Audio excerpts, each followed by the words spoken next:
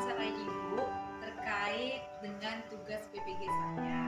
Ada dua topik permasalahan yang ingin saya tanyakan kepada Ibu. Ini berkaitan dengan pedagogi dan kurikulum merdeka. Yang pertama itu yang ingin saya tanyakan, siswa kita ini banyak sekali yang kurang mampu mengerjakan soal-soal HOTS. Jadi menurut Ibu, sebagai guru, bagaimana cara kita untuk membuat siswa mampu mengerjakan soal-soal HOTS? Kalau menurut saya, kita juga yang pertama yang harus kita ini coba dulu kita buat anak-anak itu belajar memahami konsep materi secara mendalam. Itu yang pertama menurut saya. Kemudian yang kedua, kita ini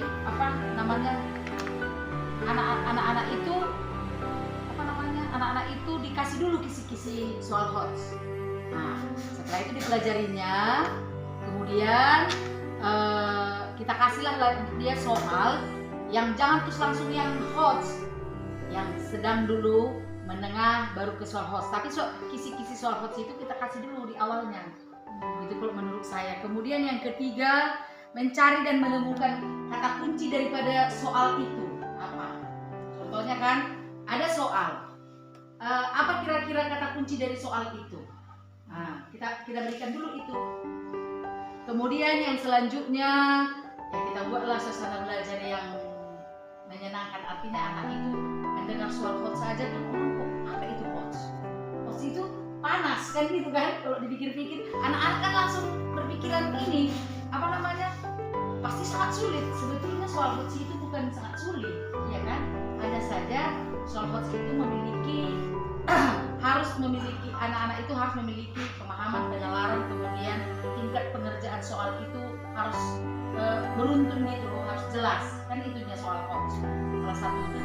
Kemudian buatlah kategori soal itu dengan satu tanda. Contohnya soal yang seperti ini, ini ada ciri-cirinya, kita buat. Contohnya dalam matematika, soal yang ada seperti ini berarti ini termasuk soal HOTS. Harus kita buat, bisa kita ini kan, anak-anak itu harus kita jelaskan mana sih yang soal HOTS, mana sih yang soal tidak HOTS. Terkadang kan anak hanya ngomong kan, kita hanya ngomong HOTS itu apa, sementara anak-anak tidak tahu apa itu sebenarnya HOTS, apa yang soal yang bagaimana yang HOTS, bagaimana yang tidak HOTS, kan gitu kan. Nah, menurut saya itu harus kita terangkan dulu itu dengan jelas kepada anaknya.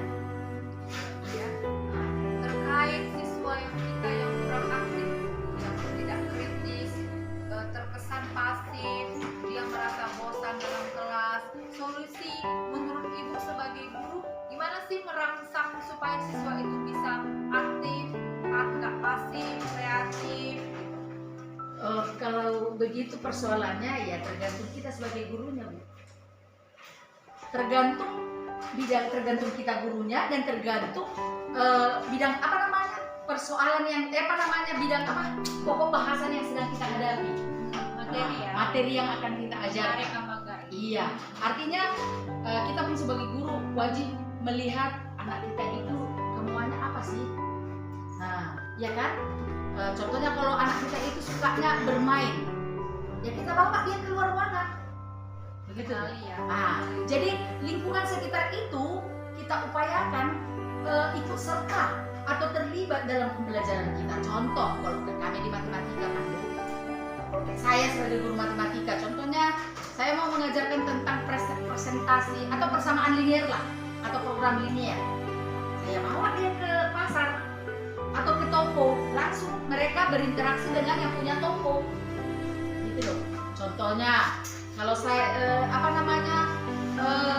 mengenai hasil produksi, ya, peningkatan hasil produksi, saya bawa mereka langsung ke sebuah pabrik, biar mereka yang langsung berinteraksi dengan tersebut. Itulah kira-kira. Selain seperti itu, media apa saja yang Ibu gunakan? Ada nggak pernah Ibu pakai itu media atau model pembelajaran sehingga itu atau siswa itu aktif dia dalam kelas? Ya, baik.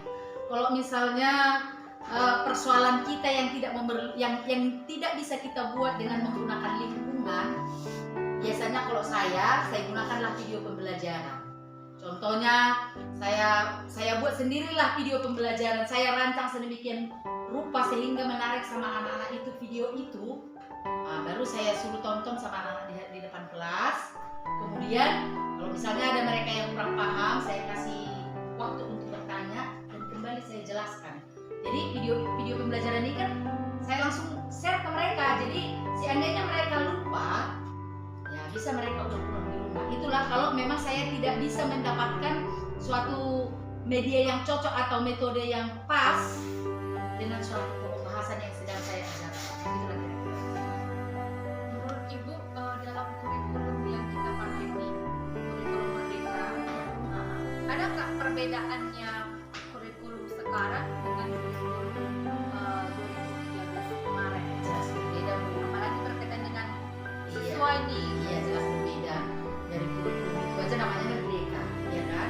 Contohnya seperti sekarang ini kan, yang memakai kurikulum kurikulum Merdeka, kan mereka sudah diberikan kesempatan untuk memilih kira-kira bidang studi apa yang dia suka, dengan yang dia suka. Jadi contohnya dia tidak suka dengan suatu bidang studi, dia bisa memilih bidang studi yang lain. Itu kan salah satu juga.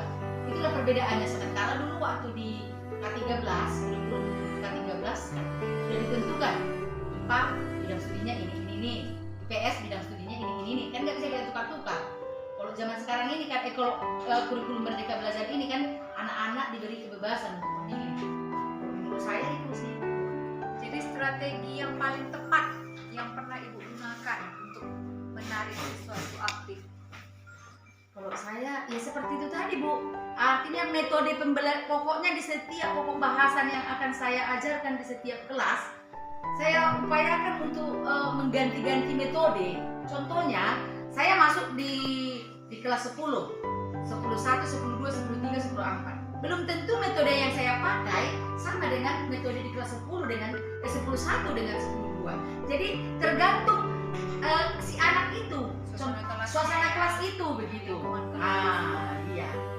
Jadi nggak monoton harus kalau 10, 1 metode dengan metode begini, 10, 2 harus begitu juga enggak. Jadi tergantung anak itu dan suasana kelas itu. Kira-kira dibawa kemana mereka cocok begitu kira-kira.